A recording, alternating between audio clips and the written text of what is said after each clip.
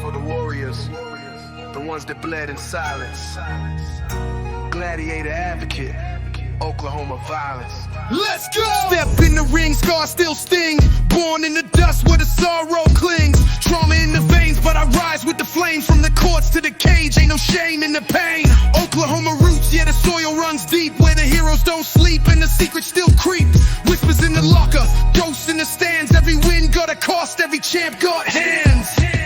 When winners rise, they don't fall. Nah, blood on the mic, stories told. Raw. They fought through the dark, earn the crown. Arena secrets never stay underground.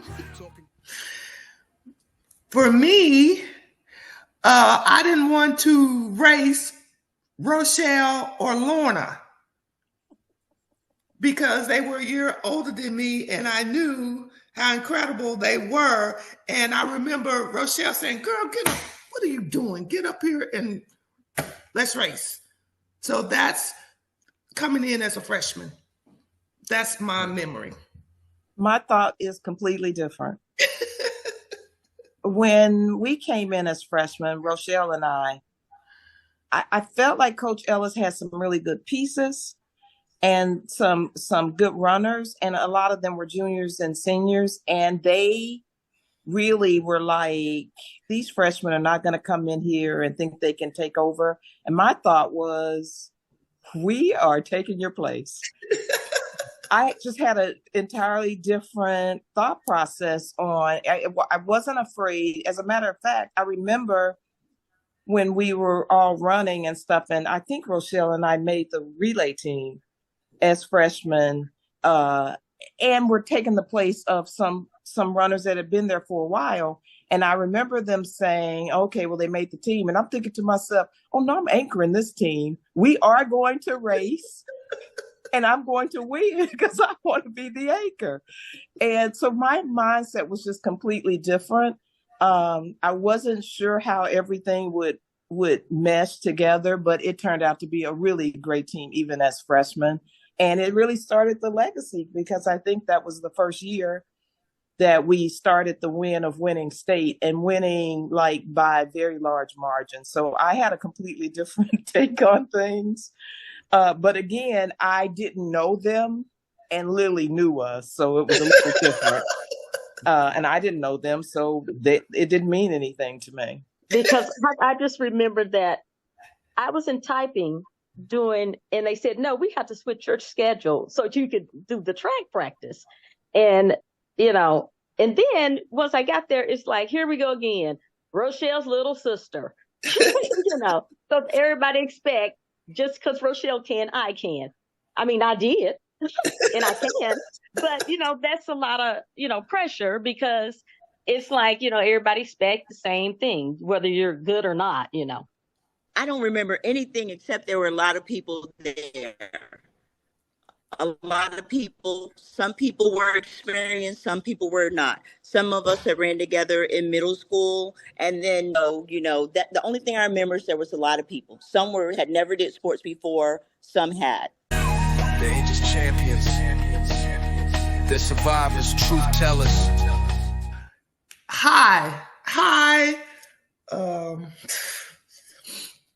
High level, really close-knit sister bond, always hyping each other up.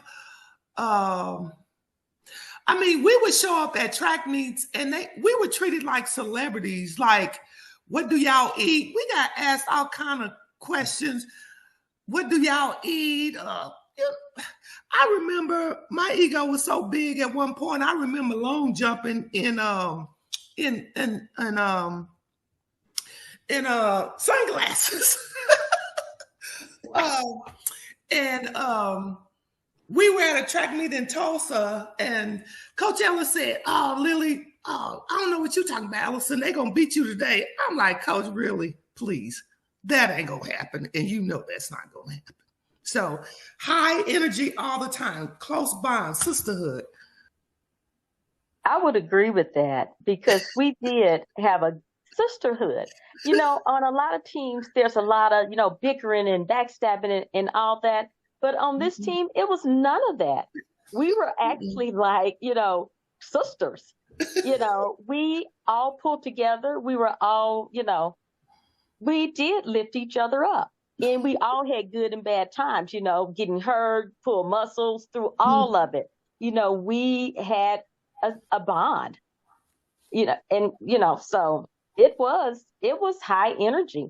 That's why I said I didn't know how we would mesh. And not more so when you guys came, but our freshman year. But even then, it just was a sisterhood, and we always supported each other. We were always there. If somebody didn't do well, we'd always pump them back up, like it's okay, So it just really, it's really unreal. But it's funny listening because you said during these 4 years, and it was 16. It was 16 straight state championships, not 4. So it started the first year when we got there, when Rochelle and I got there, but it went for 16 straight years. And then I think it was 17 or 18 out of 19. So that was a national record.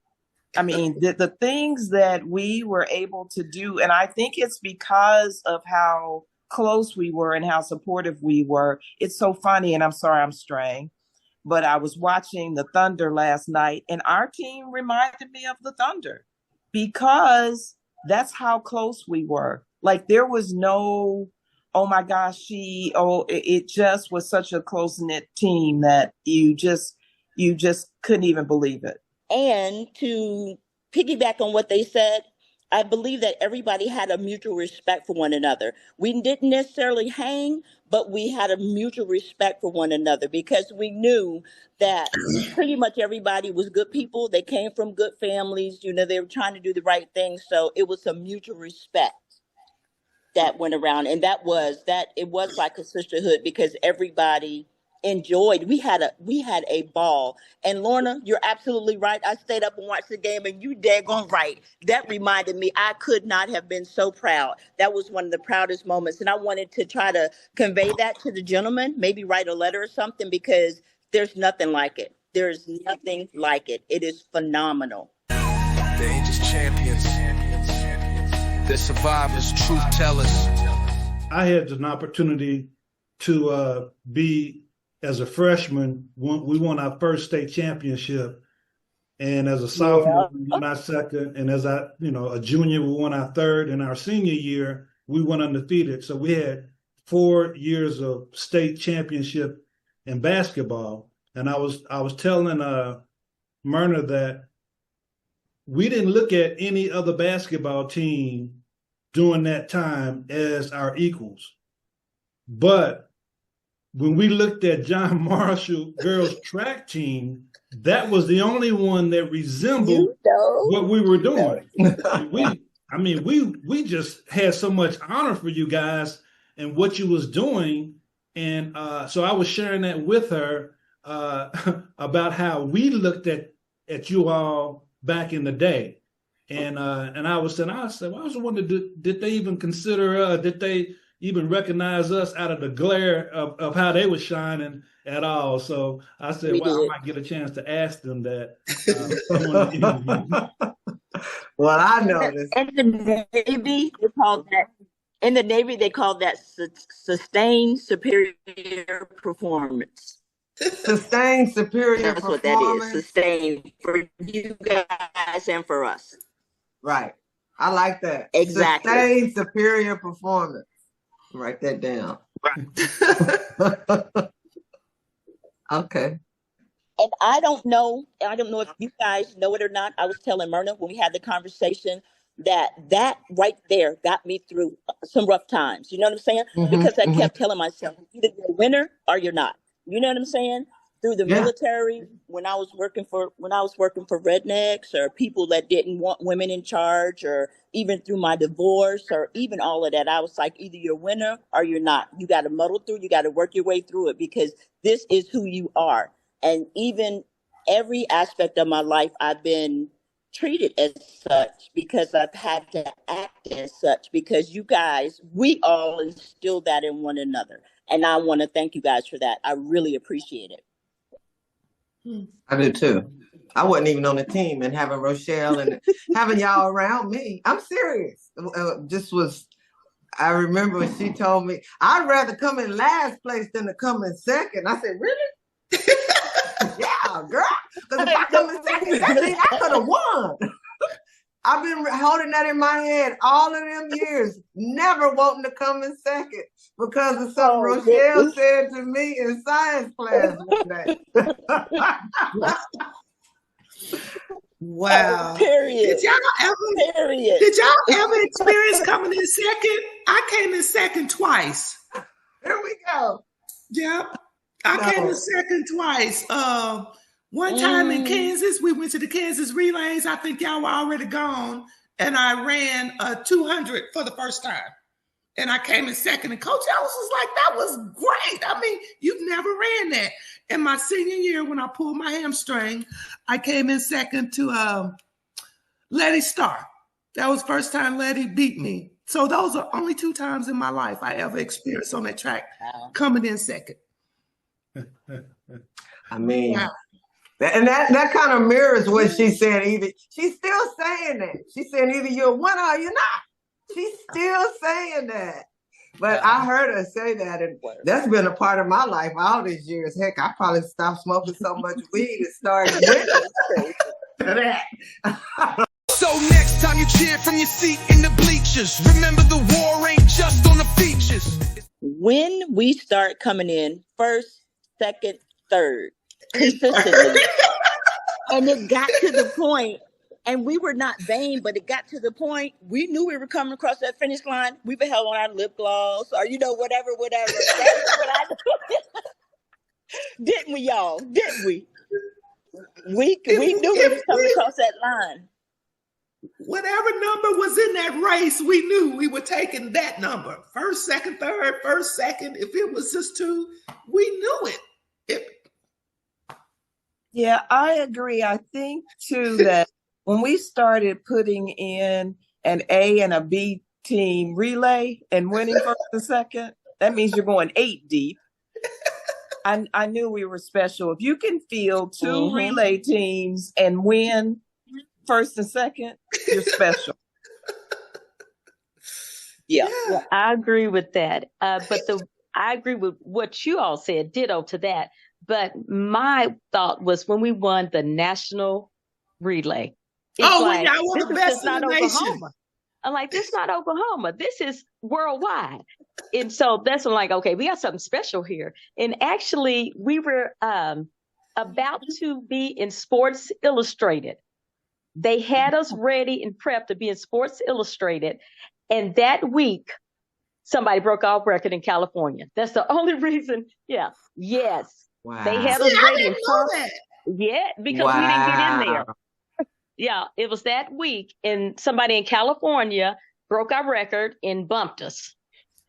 Wow. Because they were saying, these girls are winning all these races, and then we did a national, so it just wasn't an Oklahoma thing anymore. So, but we didn't get in because somebody broke the record. Y'all did that in Moore, didn't you? At Moore High School? I don't remember where. Well, one of them was the mile relay, and the other one was the 880.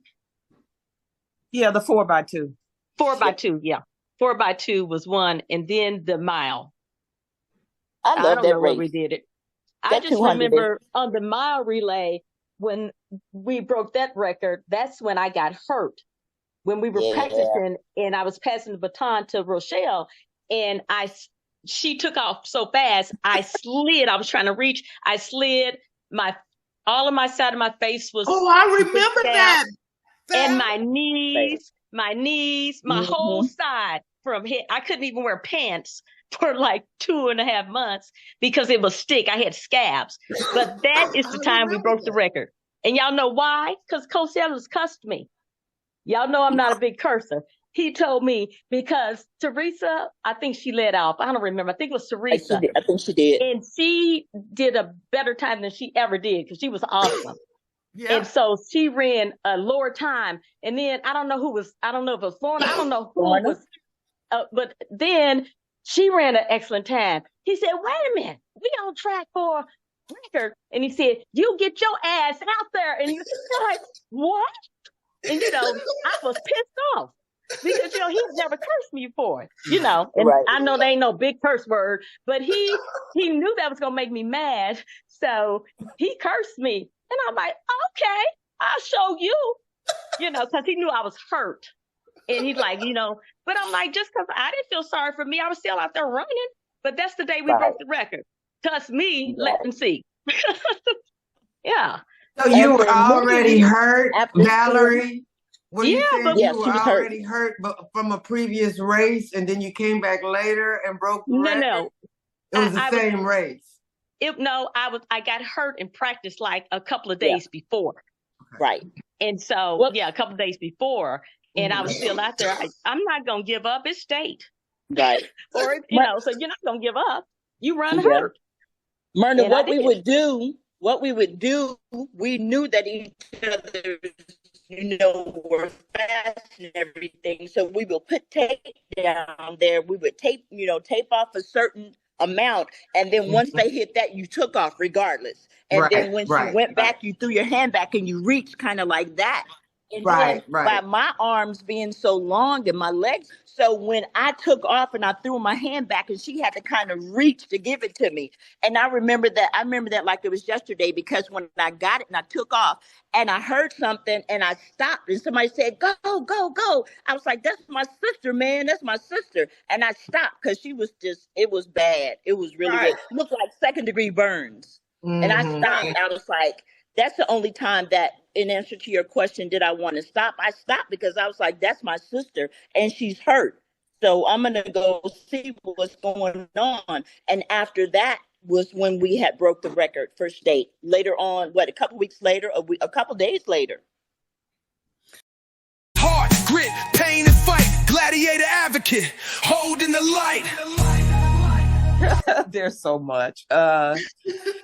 But you know what I think? I think he was really hard, and I think worse in basketball, but we won't go there. That right there.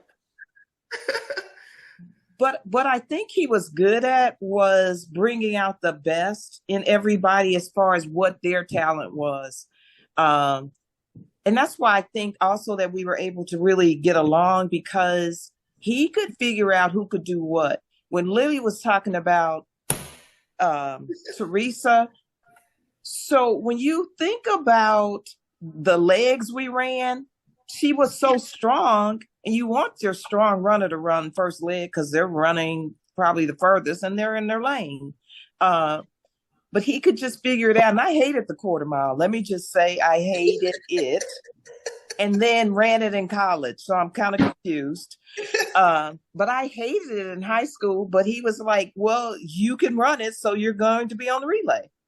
Yep. And, and you didn't, I was with her. I didn't want to let them down. And so you just had to tough it out and just do it anyway. And I just think he really found a way to look at every individual and really push them and find what they were best at. And really encourage you and be hard on you, because he definitely was hard on us. Like, he put a lot of pressure on us. I can remember, and Lillie was talking about long jumping. I can remember we needed some points. I wasn't even a long jumper. And he was like, well, you can jump though. And I'm thinking, that's vertical and this is horizontal. But okay, because he said we needed points. And so you just go out there and you just do whatever it takes. And he would just find some other little hidden gem to make you say, oh, you can do this. And so you would just go out there and do it. So, I just think he just had a talent to really just find what you should be doing. I agree with Lorna. I think that he knew what he had before either of us knew. I really do. He had to have, because like Lorna said, he was hard, he was tough. And I remember we collectively hated him for practice. You know what I'm saying? Everybody was like, we can't stand old ugly old Coach Ellis. You know what I'm saying? Yeah, we collectively hated him. But you're absolutely right. He brought out the best in people. He knew what your strengths were. And not only that, for those of us who play basketball, which was a lot of us, at least 3 of us here, we knew that he knew us, that he knew what button to push, what button not to push and everything. So he knew what drove us. He knew what made us tick. And so he monopolized on that. And I really believe that first year he must have been like, wow. It's kind of like, Lorna, when you referenced the Thunder. How in the heavens to Betsy can the Thunder have Durant, Harding, Serge Ibaka, and Westbrook and not win the daggone whatchamacallit? You know what I'm saying? I got an answer for that. But anyway. Yeah. I think he knew what he had well before we knew. Yeah, he was hard. He was really hard. You know, because I think about college, I'm thinking, we did this stuff in high school. You know, going to college. I'm thinking, wait a minute. It's supposed to be tougher in college. It really wasn't because he pushed us to the limit. But you are all right. He had an eye for talent and he knew everybody had a gift and he could bring it out, you know, because everybody's not going to be fast. But you know what? He put people in shot put, in, you know, he showed it. So it wasn't just, but everybody has a talent and a gift. So he said, okay, you might not can run fast, but you can do this. You can run long, or you can throw the shot put, or you can long jump, high jump, whatever. He had an eye for that. He had a gift for that. But he was hard. He was hard. Wow. You know, I mean, because who knew I was a hurdler? Girl. I mean, we all did, Lily. You had long legs. I guess. I mean, he turned me into his hurdler. You know what I mean? But you know, really, I think Coach Ellis probably watched us in summer track. Y'all remember summer track when we were absolutely with Coach Williams? Yeah. Y'all remember that? Like Lorna said, she didn't know the people that were ahead of her and Rochelle when she came in. But I knew Lorna and Rochelle from running well in summer track, you know. But like you said, I couldn't run the 100 as fast as they could, but they probably couldn't come over there and mess with me on them damn hurdles. Nope. Nope. You're right. Not big short legs. So yes. I don't remember. Coach Ellis was just funny to me. I didn't see him as hard, but I always saw him as trying to stretch us as far as he could take us. Like we went to the Kansas City relays. I don't think any other high school out of Oklahoma went to the Kansas City relays. No, I don't think so. You know, and it was college people and high school people there. Why did we go to New Orleans? Did we just go there because he took us there, or did we go there to run? No, that was our trip. It was It was really the trip for the seniors, but he took the group. And that's the thing is, he was hard, but he was fair. He was fair and he was caring. Like he wanted the team to like always bond. And so he really did a good job of that as well. But yeah, he was definitely, I don't know why it must be like you guys were the grandkids or something, because he was definitely hard on us, Lily. So I don't know why he wasn't hard on you. I don't either. I just never saw him as hard. I thought he was funny. He would maybe because you were hard. Oh, okay. Yeah. Look, so it didn't bother me. It was like, okay, whatever. Oh, she gonna beat me. Ellison, what you call? Yeah, right, coach. You know that ain't gonna happen. So, I remember one time with Coach Ellis, you know, he made it to, I think it was run a mile for our warm up. And of course, y'all, nobody ran the mile. They did 2 laps. And then he came out, did y'all warm up and do the mile? And everybody said, yeah. I didn't say anything. And then he looked at me, Val, did y'all run the mile? And I like, he told me, get back out there and run the mile. Y'all didn't run no mile. Because I wasn't gonna lie to him. I should have, but I didn't. And he thought, y'all didn't run no mile. Get back out there and run that mile. So I'm like, dang. My face just said it all. It's like, well, no. Go.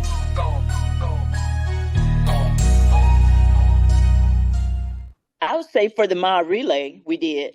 I noticed it not only for the finals, but for the prelims, y'all. If y'all remember, it was really windy. It was really, really windy and everything. And there was people on the gates and everything with their stopwatches. And then somebody had the nerve to say, oh, they had the wind against them. But they're saying when you're running a 440, you got it going against you and for you. You know what I'm saying? So that next day, it was so many people out there that the prelim day, and that next day or whenever the finals was, it was like, oh yeah, we got to have this, because it just feels too good to have everybody with their watch looking like, are they gonna do it? Are they gonna do it? You know, that was really cool. That's when I knew. The other thing that I knew we were making history is when college coaches would come and they wanted to sign the entire team. Yes, our freshman year, Lorna, remember? They offered us a That's scholarship true. our freshman year, and we were like, but we can't. They was like, why not? Because we're freshmen. They were like, no. So I was like, we are doing something special. We are making history, because who comes and offers the team? It's like they were going to take the team and make it their team. And I'm like, okay, we must really be doing something. And then I knew it was outside of just Oklahoma, because just the way they were coming at us. Absolutely. I never felt that way while it was happening. It was just something I was doing for fun. Yeah. I mean, I was having fun. And Definitely having fun. Yeah, I mean, I'm sorry, my eyes are puffy. Yesterday was my 10-year anniversary of my mom's passing, and it was so hard on me yesterday. I don't know why. But I just saw it as something I did for fun, and I don't know. And I think I carried that same attitude into college, and that was a bad attitude to take. Because everybody that was you run against in college were good. That's why they at the same type of college, at the same D1 college you're at, you know? So you can't take that fun attitude into this. This is no longer your sisterhood. Now it's an actual competition. Yeah, exactly. And we never really had competitions. Exactly. Competition was actually new.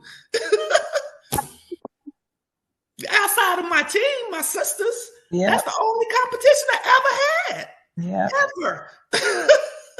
So that mindset for me didn't work. I didn't realize I couldn't take that same mindset to the next level. So never knew I was making history. Y'all are telling me I'm making history, or later on when there's like, y'all are still winning, you know, when I'm hearing that we're still winning. So, no. But, you know, a lot of people even wanted to go to John Marshall because we kept winning, and they wanted to be on a winning team. And so a lot of people, you know, were just trying to get there. So they could be on a winning team. That was interesting, too, because I remember at track meets, they would start saying, and Edmund in particular, that's because they recruit.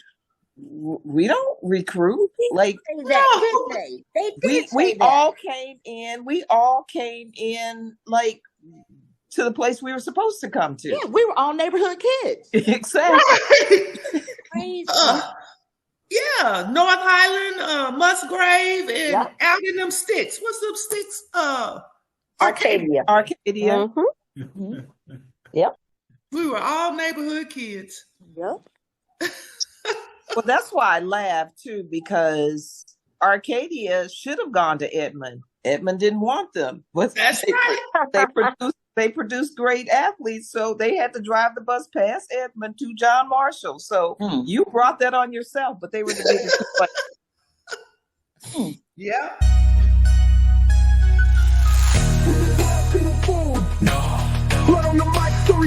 Val, what about that time that we raced Mama? Tell them about that.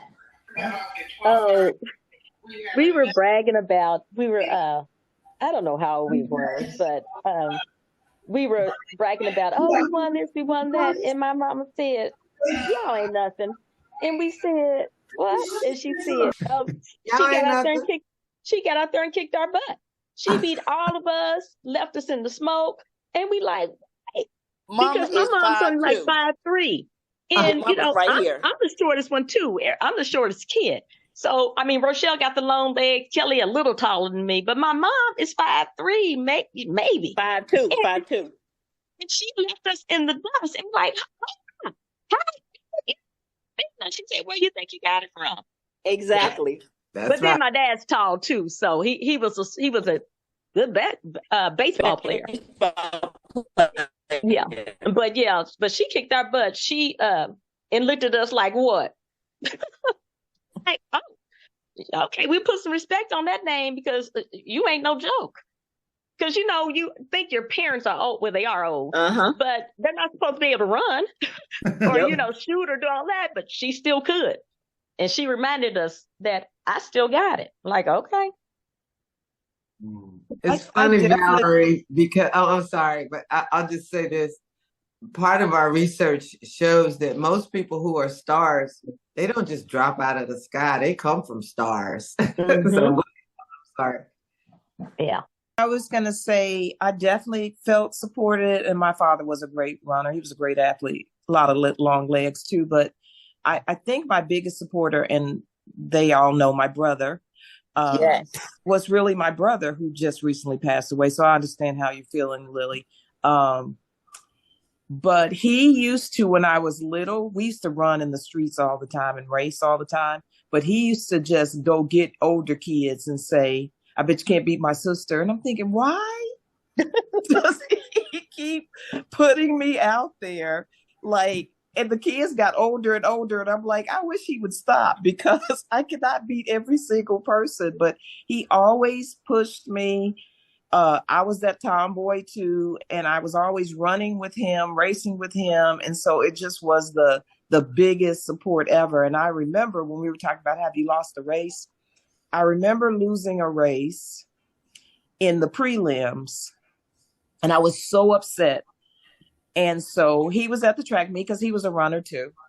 And so he was there and he said, what are you mad about? He said, can you beat her? I said, yeah, I slipped out of my blocks. Don't slip out of your blocks in the finals. And he was like, you think somebody's going to remember a preliminary race? And I'm thinking I am. But anyway, he just kept pushing and pushing and said, just let it go. And I mean, when the finals came, she was like nowhere close to me because I was determined to like say that was a fluke. You need to know you cannot beat me. And so he really was my biggest supporter. And, you know, I just don't even think I would have been who I am today or even the runner that I was if it had not been for him. Man, it was even outside. My mom was the oldest, the second oldest out of 10 kids. And I saw my mom outrun, beat her sisters one day in a race. So I guess, I don't know, did I get it from her?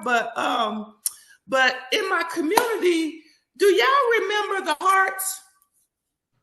All the Hart brothers? You should remember them, Mr. Forshee, because I can't think of he played on that basketball team when we won. We believe, Bears, we believe.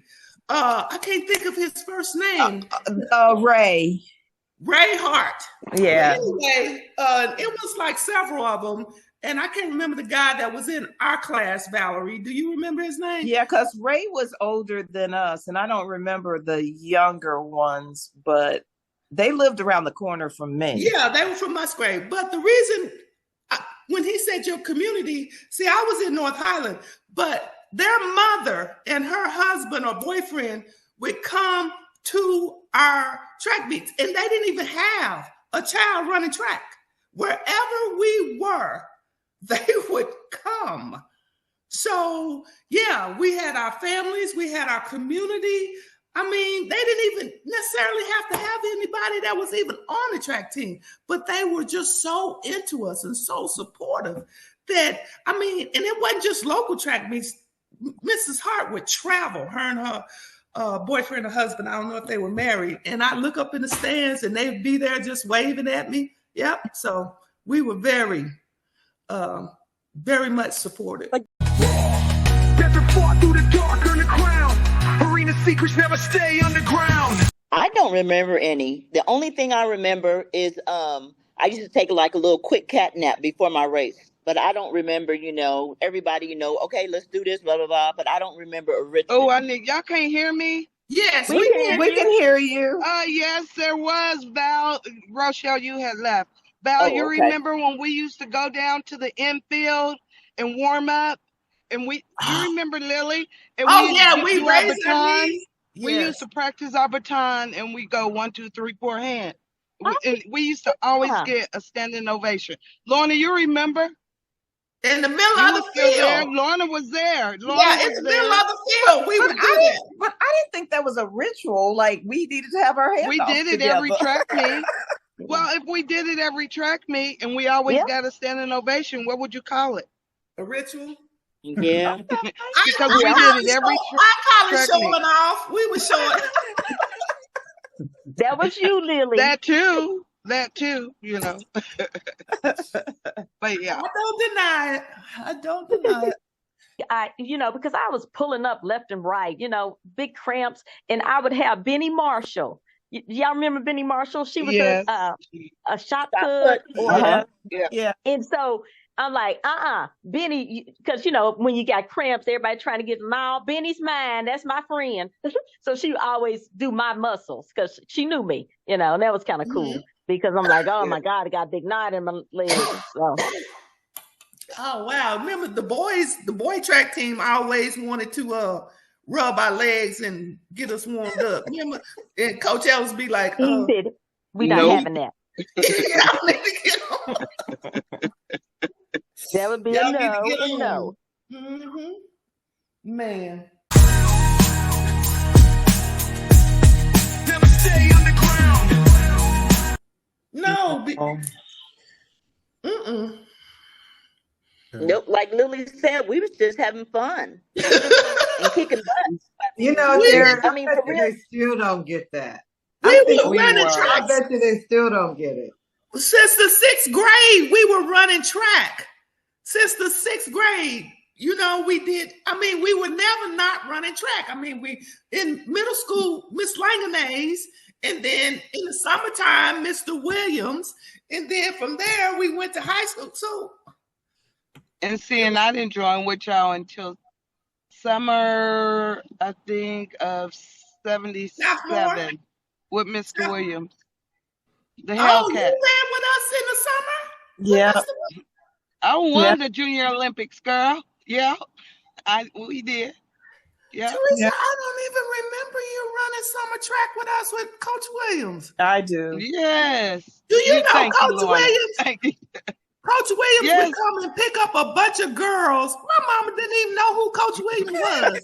We would just pull up and I would run. She didn't even know Coach Williams. She couldn't have told me that man's name for nothing. And he had only reason why I got to run with him is because my uncle knew him, Coach Steele, for the boys' summer. Yeah, y'all remember Coach Steele? Yeah. For Uptown, what was the name of the track team? I forget, but anyway, the Rams. That's the only reason, because Coach Steele knew him. Yeah, but Volkswagen. And I know Coach Ellis did not like it. No. Why? He didn't like us running during the summer. Nope. He didn't want us running for nobody else. Nope. No. We ran in the summer in high school too? Yeah, I did. That's when I started. Yes, that's what made me come to John Marshall, is because I ran with you guys during the summer, and I was going to Millwood, and Tanya Brown was in my ear. You need to come to John Marshall. And then when we first did a scrimmage, Millwood against John Marshall, I was like waiting on the baton, and y'all had almost already won. The race was about over. And I was mad. And I said, forget this. I said, I'm leaving. I'm going to John Marshall. Yeah. I don't think we realized back then that we were opening doors, but I do think once you're on a national map and once you are going to all these different meets and all these coaches are coming, I think we were opening doors for Oklahoma as far as coaches now coming to really see the athletes. I don't think we realized it because, again, we were just out there doing what we love to do. But I do think it did open doors. So I think we would realize it now. But back then, nope. Yeah. You know what? That's true. Yeah. Piggybacking off of what Lorna said, when I went to, now, again, I don't even know if it was a mistake. It was just a different thing. When I went to Arkansas, the Razorbacks, man, that was a nice school. But when I got there, they had all these other, and I don't mean to be crude or nothing, but all these other white girls from different parts of Oklahoma said, "We came because you came." I was like, what? And What they mean by that? You came because we came. They came to the University of Arkansas because they heard I was going to the University of Arkansas. Oh, they said because you came. They came there. Yeah. And I was like, whoa, really? Mm-hmm. It was crazy.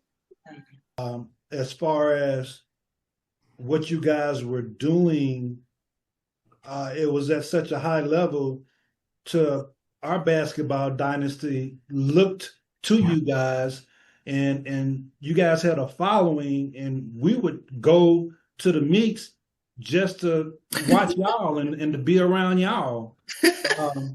And so with that, I'm thinking about how the WNBA is now, how they're getting a chance to garner viewership and their salaries are starting to increase. Well, see, I think things like that would have never had happened had not y'all started cracking that ceiling way back then. Wow. It helps change things. And I just don't know if you guys realize how powerful that was taking place, because it still is in effect now. Right. I want to say two things too. I'm sorry, I'll piggyback on Theron. Go ahead. I just wanted to say that after I graduated in 79, I went in the Army and went to Europe. So by the next year, that same time, I was in Europe. And I heard about John Marshall's track team in Europe. And I also heard about John Marshall, and this was in Europe, that I heard that of public high schools, John Marshall academically scored 7th in the nation. So those two things together, those high academic scores and that track team, that brought worldwide honor to John Marshall and not just national. Because I'm saying I was overseas and I heard about it. So wow. Never stay underground. Get you an advocate. Stick with somebody that you know cares about you and have fun. Because it's not about chasing that dollar. It's just that. It's a chase. You know what I'm saying? You have to be true to yourself, and you have to get somebody in your corner that knows what you're doing, knows, how to guide you. So basically, stay true to yourself. Keep your eye on the prize and not necessarily money. Yeah, I think the other thing is staying focused. So many of the athletes today go to a place because they got the best NIL deal, but not the place that's best for them. And I think it's important that they really focus on, how does this team play? Do I fit in with that, the way they handle things, more than, okay, they're going to give me this amount of money, so this is where I'm going to go. The other thing, and I know this is hard, but I just wish they would be more loyal. It's so hard watching student athletes and you see them at 4 different schools, even in the same conference. And it's like, they're not focusing on their education. They're not focusing on anything except for where can I get the best deal? And I just wish that they would remember that there's life after that. And so it's really important to get their education. It's important to save their money. And I agree with Rochelle 100%. You have to surround yourself with people that care about you, that support you, and tell you what you need to hear, not what you want to hear. And I think that that's really important. And it's just not there today. secrets never stay underground. Winning, it is. It shapes you to do whatever it takes, work hard, and just win. And and I think about all of us and our lives afterwards, our careers afterwards, and we were shaped by that determination, that desire to win, to be the best. And I just think it shaped us, and I know it shaped me. Did. Yes, indeed it did. Because you don't want to be in last, you still want to be in first, don't you? I know I do. I mean, Myrna, and that's with my job. I want to do the best I can. Everything I do, to me, it's like, I got to do this. I got to be first. I got to get it. Yeah. Yeah. Winning redirects your brain pathways. It really does. I abhor mediocrity. I don't want to be nowhere around it. If you average, just go ahead on, because I'm going to be over there. Winning changes who you are, I think, on a molecular level. It really does. I tell my grandkids, I said, my granddaughter, is down on herself. She'll be 13, so that's a crazy age. And I said, look here, little girl, you are not ordinary. So don't act like you're ordinary. We are extraordinary. And I want you to remember that. You come from good stock. Don't be a follower, be a leader. We don't follow, we lead. So until you get that in your head, you're extraordinary.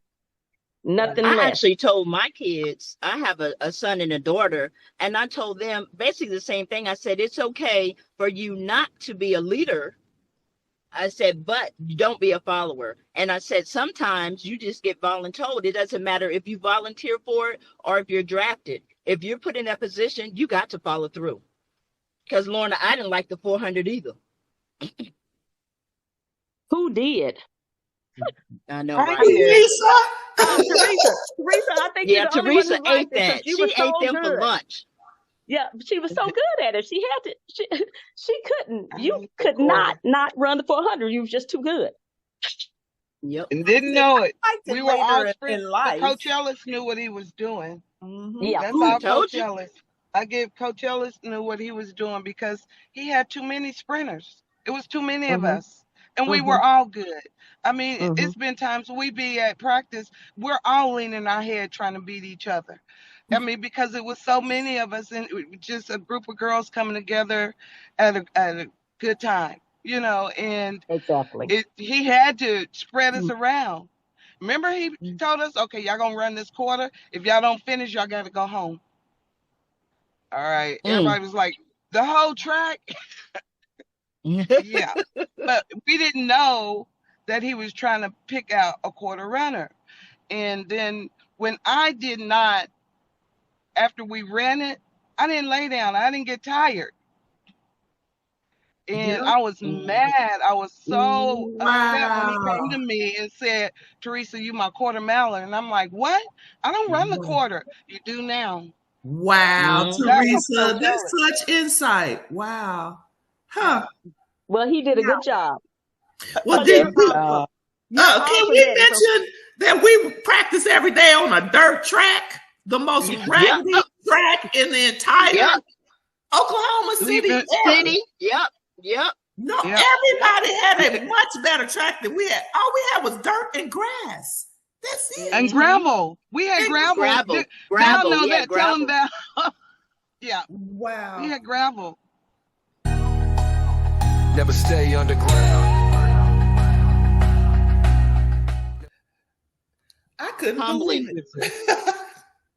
When Rochelle called me, I was like, what?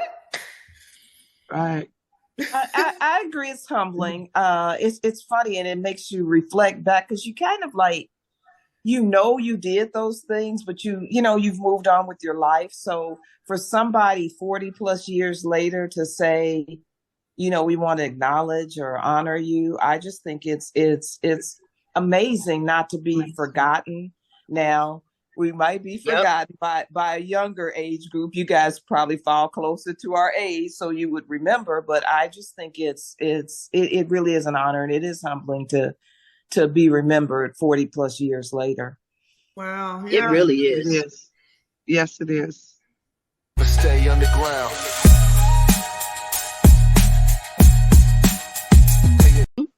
Leaving a part of you for others to witness, view, experience, whatever.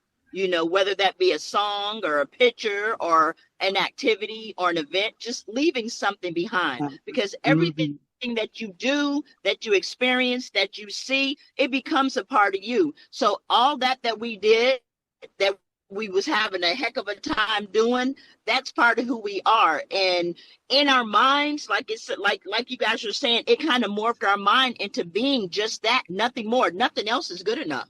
You know what I'm saying? Nothing else is good enough. You want the best. Right. To me, it was letting the younger kids know that anything is possible, and that you always focus on the positive, focus on the good, and keep going forward.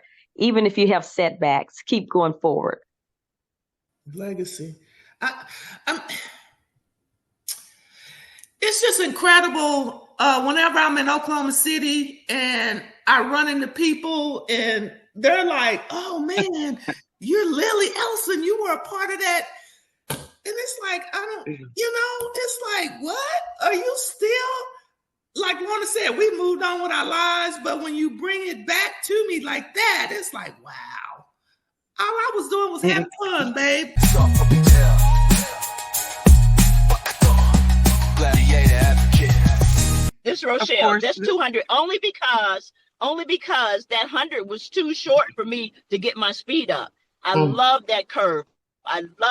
So the 200 for me, other than the relays, but that 200, that was my favorite race. And she admitted that she spoke to Wilma Rudolph about that race. Oh yeah, I got her advice. She said, "Baby, you get in that curve and you smoke. You go from there. You lean into that curve and you take them." I was like, "Oh my!" That's when I was at Arkansas, University of Arkansas, the Razorbacks. It was amazing meeting her. I bet. Well, all I have Yes, is the I hurdles. would have loved that. Yes. Look, all I have is the hurdles because my teammates were so fast. That's the little crumbs they left for me. Mine was a quarter, of course. Yeah. Yeah. The I 440. picked the relays. That lap, because I just loved it. I just loved the quarter. I used to toy with them girls. I stay with them. Stay with them. All right. Yeah, stay with them. I said, yeah, when I get to this curve, I'm going to see you later. Oh, Our teammates, us, we were our toughest rivals. let it start. Our Let it start. Our Nina teammates Nina was my toughest competitor. Nina. Mine was our teammates. It was nobody outside. And Arkadelphia. Do y'all remember how good Arkadelphia was? Them big country girls. Them girls were strong. I don't remember them. They was no comparison to me running against Lorna or Rochelle or Val. They didn't beat us, but they pushed us. They didn't beat us, T, but they pushed us. Them girls were strong. But that was the girls who was that? Booker T? Rochelle. Remember they talked all that noise and we lapped them and we broke a national record. Oh, so was that Tulsa? They may have looked and talked a good game, but my teammates was my biggest rival. I mean, let it stop because I never met another hurdler that. Because Coach Ellis was like, I had talked to him maybe 20 years ago, and he said the girls are just not the same. They don't take it as serious as we did. And it's like if he say, oh, he got a good one, he think it's going, then guess what, she either drop out of school or something's going on, and see, that's one thing that I wanted to be known, is that we wasn't just attracting, we was family. Exactly. We pushed each other, and if I didn't show up to school, or if I would feel bad about my teammate. I gotta get here. I can't let my girls down. is for the warriors, the ones that bled in silence. Gladiator advocate, Oklahoma violence. Let's go!